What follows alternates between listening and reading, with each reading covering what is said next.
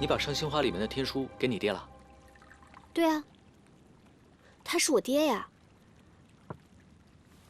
而且我爹答应我，等你来了以后，就帮你把体内天书取出来。不行，我不会再给他一卷天书的。你不把天书拿出来，回师门以后，要是被发现，会被赶出师门的。我们要是真对你有什么不利的心思，至少等你被赶出来之后再收留你，不也一样吗？你爹呢？我想跟他谈谈。我爹他没空理你。哎，你就不能先不回去吗？我取走了天书，是萧逸才亲眼看见的，现在落到鬼王手里，你们青玉门却派你这个小弟子来拿走，这也太看得起你了吧？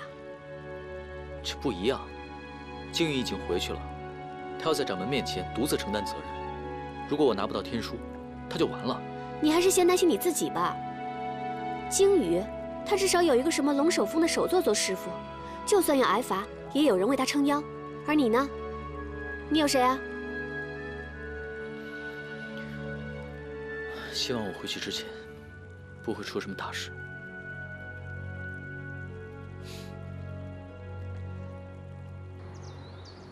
岂有此理！天书之事事关重大，怎能怀有隐瞒之心呢？平日看他行事端正，怎么现在竟然善恶不分，正邪不辨？弟子受伤未愈，也是一时大意轻信了。只是这一路上回想起来，越想越觉得不对劲。怎么可能于都和定海庄2卷天书皆未寻回？所以弟子怀疑，林师弟表面上让小凡追讨天书，实际上，则是去鬼王宗通风报信。恐怕眼下2卷天书都已经落到鬼王手里了。按说，他是苍松师弟的弟子，不应该这样。色令智昏。弟子还记得避火天兵湖时，那鬼王之女碧瑶，便与小帆和金羽在一起了。此事齐浩师弟也是知道的，所以弟子怀疑，很有可能就是那个时候，他便与魔教鬼王宗勾结在一起了。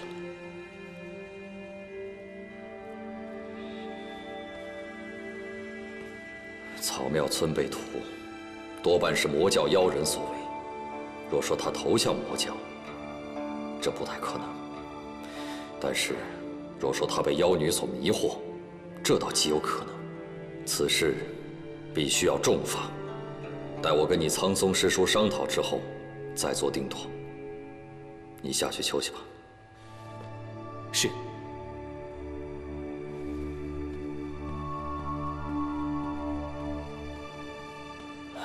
你且说说那张小凡，为何你们经历了这么多曲折之后，这天书依然还是落到鬼王宗的手中？弟子和小凡已经尽力了。鬼王机关算计，先是入侵万福古窟，而后趁我们和长生堂相争之际，坐收起力。小凡已经前往胡岐山，设法夺回天书。他一个正道中的子弟，竟然跑到鬼王宗的总舵去，你到现在还信他？师父，小凡经历于都之事后，心智已今非昔比，他会谨慎行事的。他的事暂且不提，为师自有计较。好了，你回去休息吧。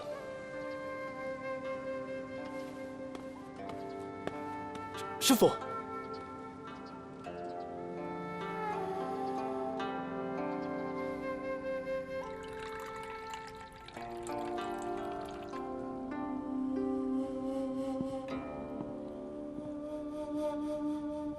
你是碧瑶在教外的第一个朋友，有这个胆量赶上胡岐山来，便值得与我喝一杯，先干为敬。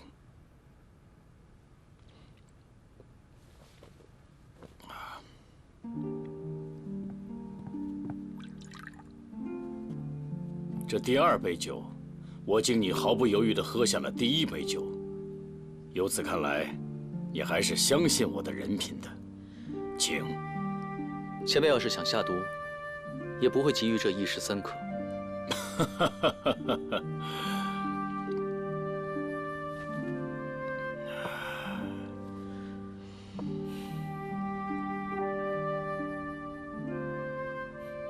那日在茶棚见到你，我便知你虽叫张小凡，却有不凡之资。我竟然没有猜到，万先生就是鬼王宗的宗主。师姐，你数次舍命相救碧瑶，是鬼王宗欠你的人情，所以我才会敬你，跟你坐着喝酒。如果换做青云的其他人，我可就没这么客气了。魔教为了排除异己，心狠手辣，正道都很清楚，承您过誉了。哼，正道魔教，不过是你们所谓名门正道的一些虚词而已，何必这么认真呢？认真？前辈可否记得青云山下的草庙村？草庙村，确实是伤心之地呀。一定是魔教。这几年来，鬼王蠢蠢欲动，想要一统魔教。而且除了他以外，还会有谁这么丧心病狂？伤心之地，那是我与鲸鱼的故乡。我的爹娘，还有村里的百姓，都被魔教给杀害了。你说什么？灭村之仇，不共戴天。既然今日提起，我便问你一句：草庙村被屠，是否与你有关？张小凡，你不要血口喷人。草庙村不过是一个普通的小村庄，村里的人善良平和，从来没有与外人结仇结怨，却在一夕之间被斩尽杀绝。你和我说过，你跟你娘曾在村旁的山洞藏身，也就是说，在屠村前后，不光有炼血堂的人，还有鬼王宗的人曾在附近出没。你之前不是也说过，在避火天冰湖的时候，你告诉我，杀你家人的凶手其实是炼血堂。在于都的时候，我问过野狗，年老大埋伏在河阳，是在屠村之后。他为了不打草惊蛇，绝对不会做出屠村之事。那我们也不可能无缘无故杀你们的人呢。这是我想问的。碧瑶娘亲过世之后，我闭关多年，不理外间之事。此事，我确实是毫不知情。我执掌鬼王宗多年，是我干的就是我干的，不是我干的事情，我也绝不会背这个黑锅。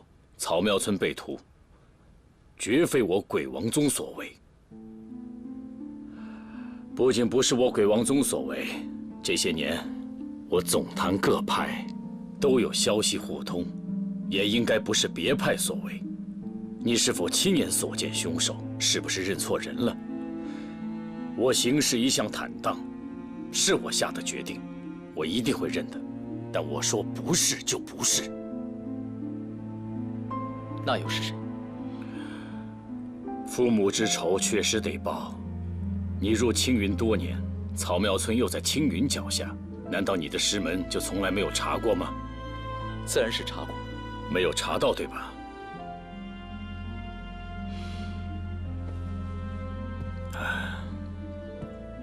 我说句实话，你莫要生气。这么大的事情，若真心想查，不至于查不出来吧？只是看上不上心而已。灭村之仇，在你心里是天大的事，但是在苍松和道玄的心里，可能就是无足轻重罢了。休要辱我师门！我不过是有一句说一句罢了。不过，此事查不出来，还有一个可能，那就是有人在故意阻挠，此事水落石出。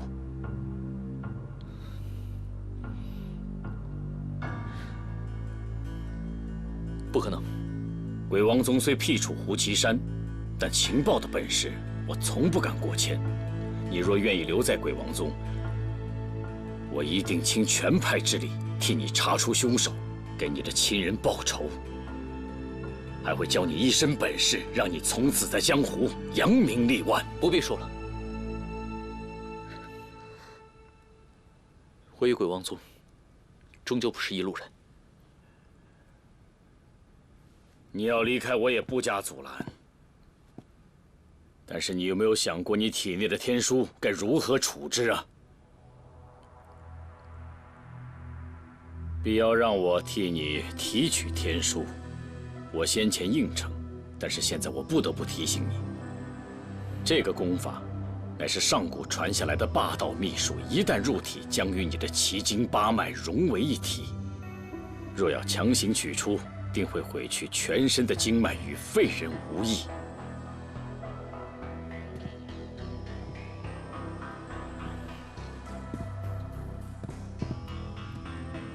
可若是让它留在你的体内，你又不懂得修炼之法，假以时日，你终将会变成一个浑浑噩噩的痴傻之人。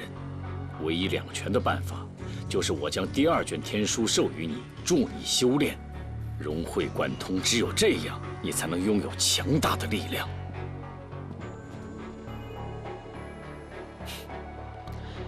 也就是说，我不加入鬼王宗，我就必死无疑了。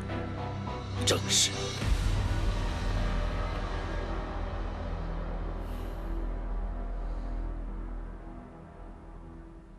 所以，自然现在我不会帮你取出天书。等到你的功法无法控制，震断了全身的经脉，我自然会来取走。我想问前辈一个问题：死我一人，与死千千万万的人，孰轻孰重？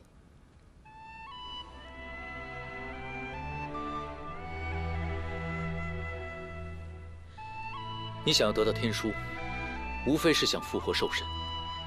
兽身重现世间，必定会有更多的人死于你的野心之下。张小凡，我当真是低估了你的胆量了。第2卷天书你已经拿到了，我打不过你，也拿不到的。可是我体内的天书，你休想拿到。就算我明天死了，我也会去一个你不知道的地方。小凡，你疯了吗？碧瑶是我的朋友，我自然不会跟他动手。但是我张小凡绝对不会听从于你。你想清楚了？该想清楚的人，应该是你。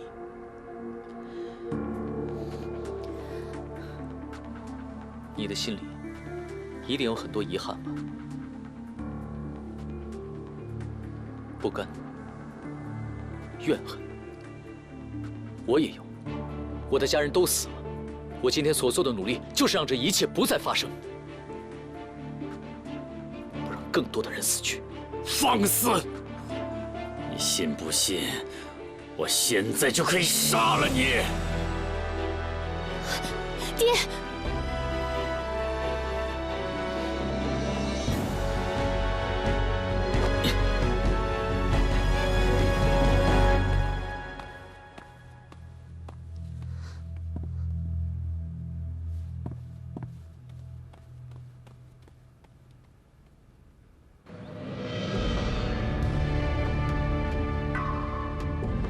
因鬼王宗碧瑶用法宝收走了第2卷天书，小凡前去追讨，希望能设法追回。而师兄受了伤，我们先回师门向师门禀告。此事可都属实？弟子不敢欺瞒。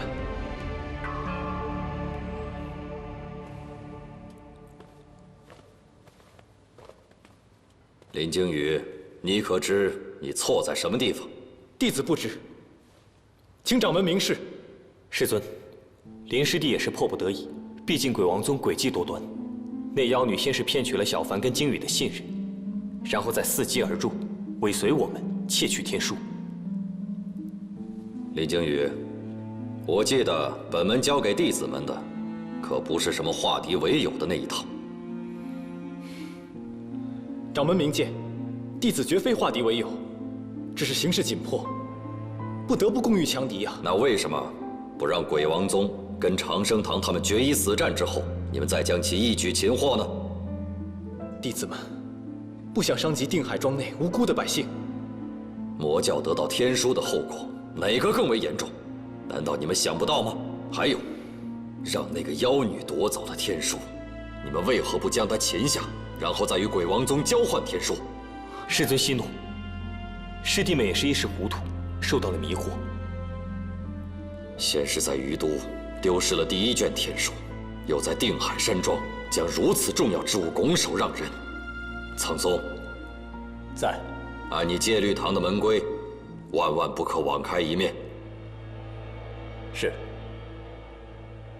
师兄啊，此事牵扯内情甚广，而且还有一个涉事的弟子张小凡未归。我看要是问罪的话，不如等他回来，一同审问。而且田师兄那儿，我们也要知会一声的。我看不如这样，我先将鲸羽带回去，把他禁足在我们龙首峰。等到张小凡回来以后，我们让他们2个人。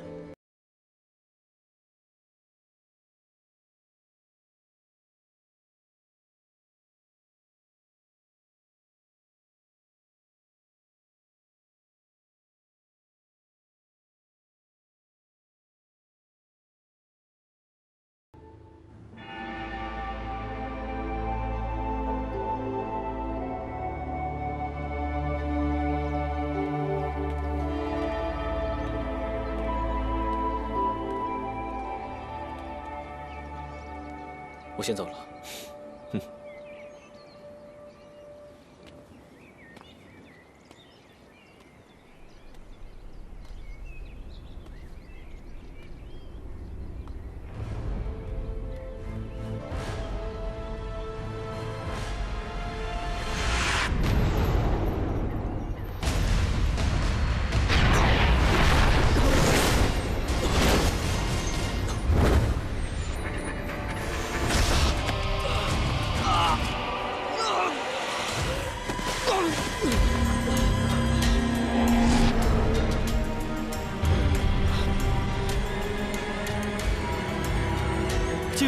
金羽，你没事吧？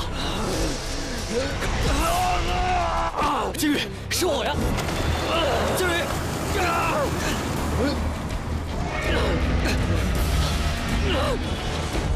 金羽，清醒点，金羽！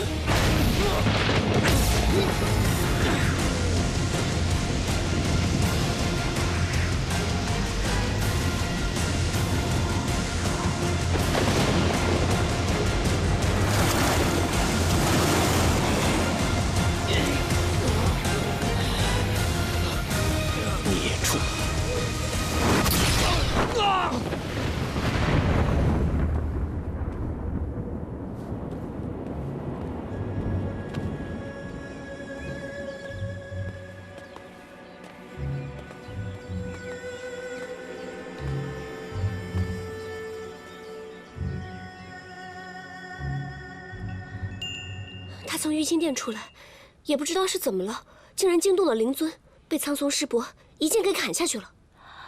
苍松下了这么重的手，听通天峰的那些师兄们议论，说林师弟这次下山，好像是中了魔教的妖术，还勾结魔教妖人，肯定要受重罚。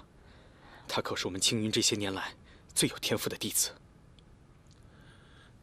哎，你去哪儿？向掌门师兄问个清楚。你要问什么呀？掌门师兄又不是个糊涂人，能问出什么来？若不是情非得已，证据确凿，苍松不会下此重手。林惊羽，那是他门下最得意的弟子。小凡和他一直背负着血海深仇，怎么可能勾结魔教背叛青云？况且小凡一直跟他在一起，至今仍未归，恐怕情况比他更糟。你先不要着急，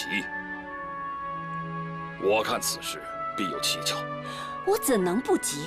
勾结魔教可是我们青云门派里最严重的罪行，你忘了当年？好了，当务之急是先救下林惊羽这条命。有什么事情，等小凡回来后再问明缘由。我先去看看。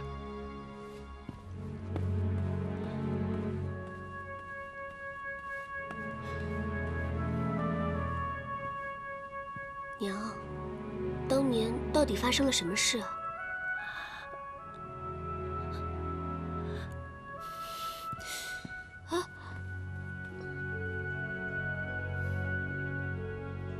我也没想到会发生这样的事情，但是想起七脉会晤之前，灵尊无故发怒，想必是已经察觉到林惊羽有意。此事绝无可能。若是林惊羽有变，你我岂无察觉？再有，这个怪物到底是什么？有什么证据可以证明这便是鬼王宗的妖术？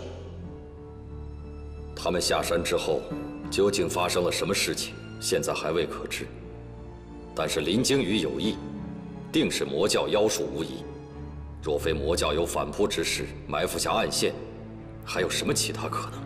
事情未明缘由，掌门师兄啊，不能擅下决断。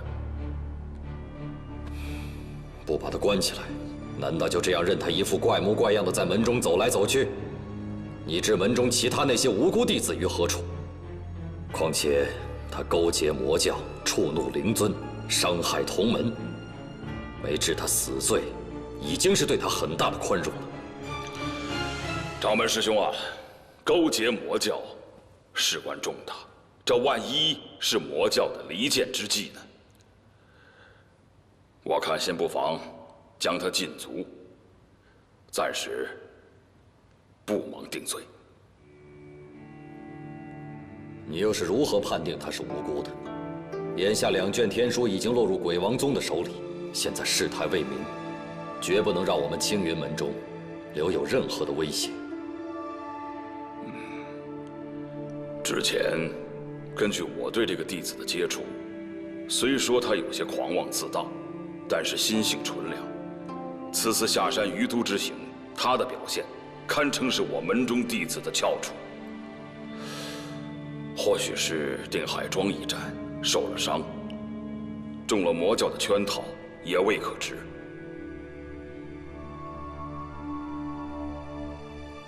哪怕是受了魔教的侵蚀陷害，也绝不能姑息。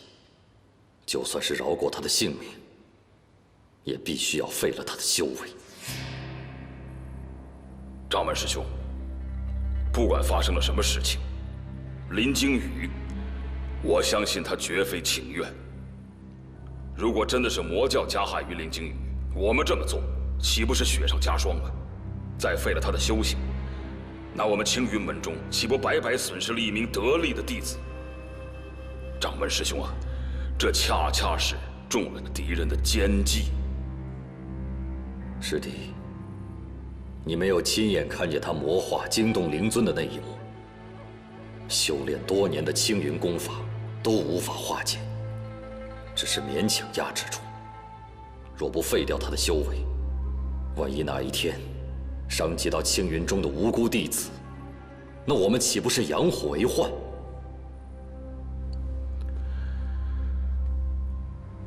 唉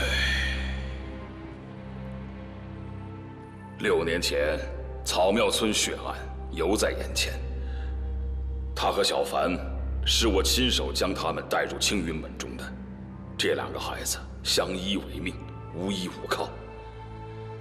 那日我们七脉师兄弟的话，我也是犹在耳边，记得清清楚楚。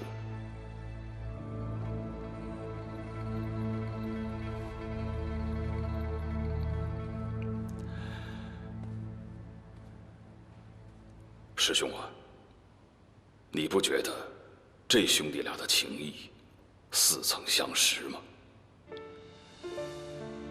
当年万师兄一事，若不是魔教朱雀圣使离间之计，你我兄弟何至于走到今天这步田地？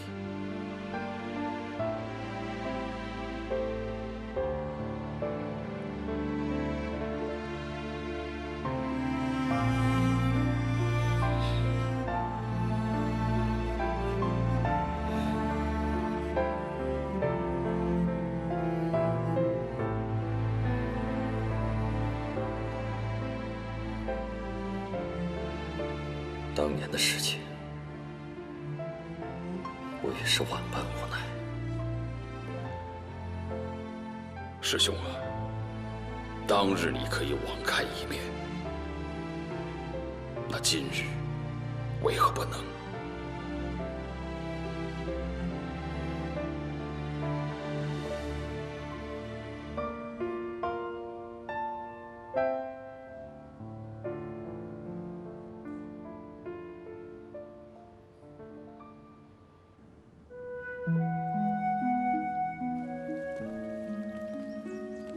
我差点去万都门找你，你竟然跟你爹先跑回来了，还好没出什么大事。哎呀，我一回来就让爹赶紧送信通知你了。张小凡呢？他也来胡七山了。什么？他不要命了？当然要了，他只是担心我。优姨，我该怎么办啊？你不要问我，你要问你自己，你想怎么办？我当然想他留下来了，但我也知道这是不可能的。他身体里的天书，抽出来也不行，留着也不是。而且，他昨天和我爹大吵了一架。哎呀，我当时好担心我爹，万一他强行施法，那可怎么办？这个局面，就是我曾经跟你说的，迷祖深陷，无法自拔。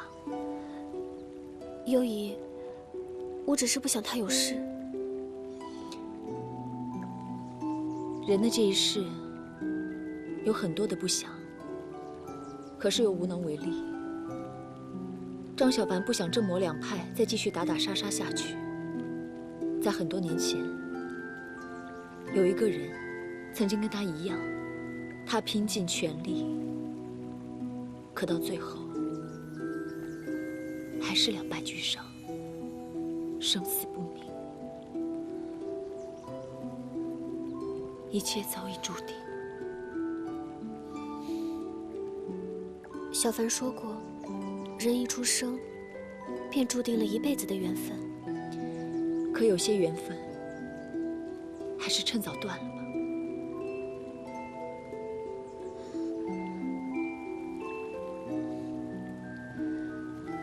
如果我不想断呢？那你想他死吗？或者生不如死？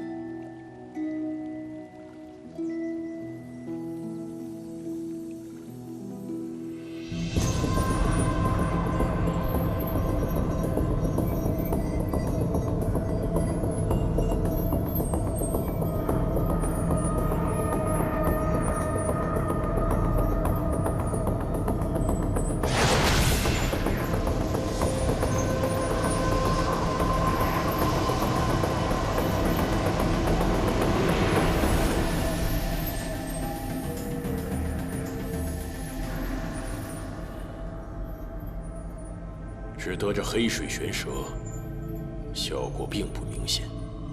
那天书呢？天书倒是能起作用，可只有一卷，阵法随时都会崩溃。也只不过是重蹈黑心当年的覆辙而已。依我看来，还是要完善4灵血阵，外加找齐5卷天书，方为妥当。黄鸟、魁牛、饕餮、烛龙4灵。花些时间还是能找齐的，可要找天书，希望实在是太渺茫了。我们煞费周章，也只是找回2卷，而其中1卷根本是看得见摸不着，太难了。找齐1卷是1卷吧，到时若是实在不行，别等萧逸才完全兽化，外加4灵血阵和1卷天书强行催动。也并非是全无可能，只是维持这阵法需要大量的灵力，其中必是有一番凶险。比起维持这血阵，恐怕要想从张小坟身上抽取天书，会更加的凶险。这小子实在是太固执。全然不配合，难道连碧瑶也没有办法说服他吗？再给他们一些时间吧。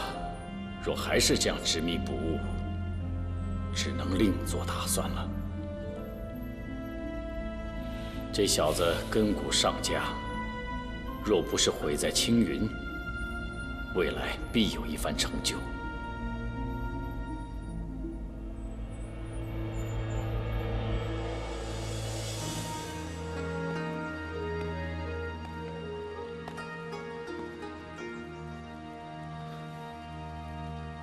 我还是走吧，免得必要为难。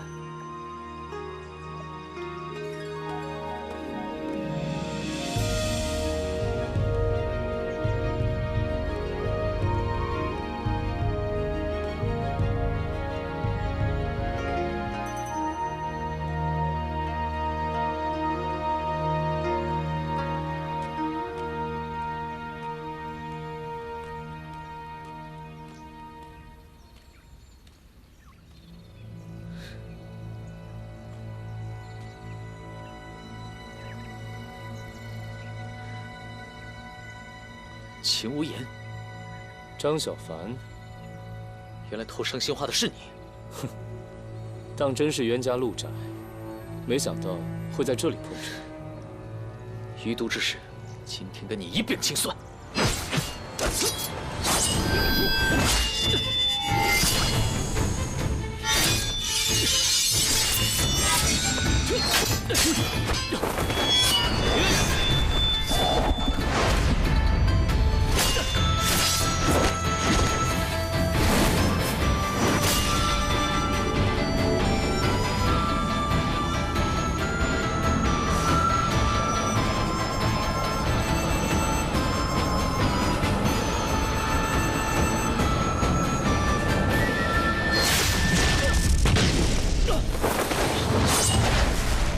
我与秦无言的仇怨极深，请前辈莫要插手。你们俩的恩怨与我无关，但在胡岐山，来者皆是客，禁止私斗。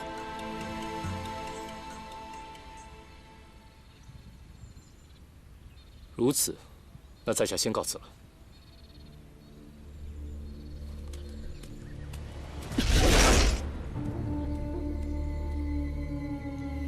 你是碧瑶第一个在外结交的朋友，却也是第一个来胡岐山看他的人，莫要让他失望。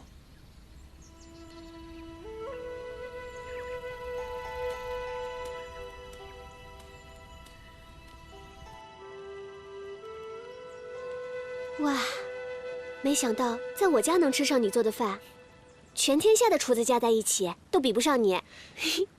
你喜欢就好。等我走了以后，你也要好好吃饭，照顾好自己。青龙说了，你最近常常受伤，内力衰竭，短时间很难恢复，千万不要逞强。你要回去了？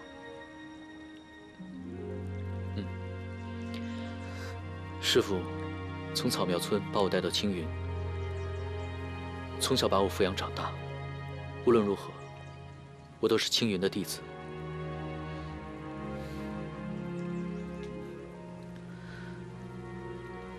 而且你爹对我下了禁止，要是再不走的话，他可能就要强行动手了。他不会把你怎么样的，我会护你周全。你是他的女儿，你应该清楚他到底会怎么做。碧瑶，我不希望你为难。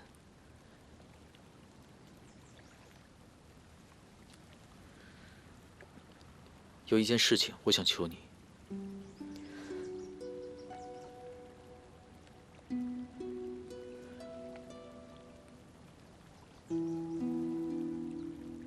如果我被天书控制了，你就……你想说什么？在滴血洞的时候，你也说过，如果你撑不下去了，就让我杀了你。我也一样，我不能让青云门蒙羞，不能让魏城主白白牺牲，所以我绝对不能让天书落到你爹手里。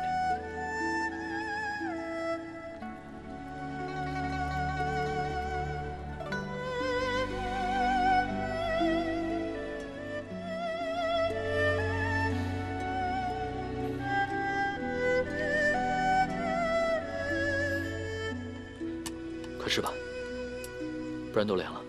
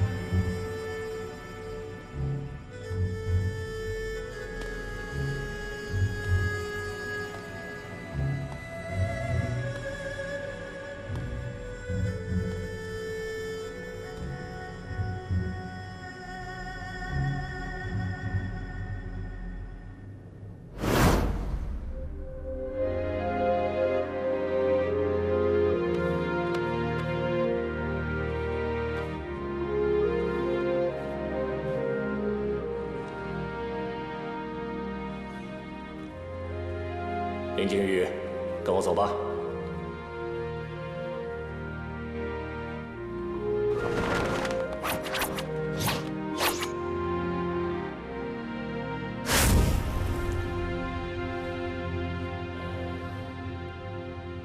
景宇啊，这次按照青云的门规，师父要废去你的修为，把你逐出青云门。师父。 我没有勾结魔教，我也不是兽人。您忘了当日七脉会武之后，您将那兽人打伤后，便赶出了青云吗？我这一生拜师父所赐，师父要取我性命，徒儿毫不犹豫。只是这件事情若不查清楚的话，弟子被罚是小，徒令师门蒙羞啊！你这一生。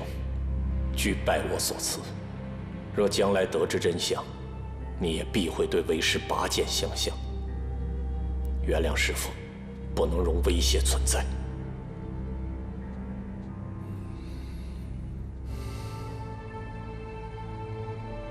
景宇啊，我当然是记得，可是我要问你，你为何会变得和那个兽人一模一样？ 什么？金宇变成兽人？据说他兽化之时，连灵尊都冲出来了。怎么会这样？那掌门怎么说？废其修为，逐出青云，通告七脉，以儆效尤。不可能，林金宇绝不会去练什么魔教邪术。你去哪儿？师姐，金宇怕是被魔教妖人算计了，我不能袖手旁观。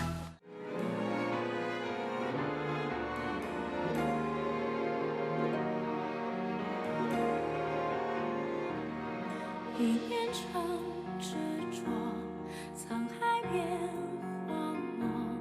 轮回中，我像飞鸟经过，记忆中停泊，点一盏烛火，那微光能否照亮寂寞？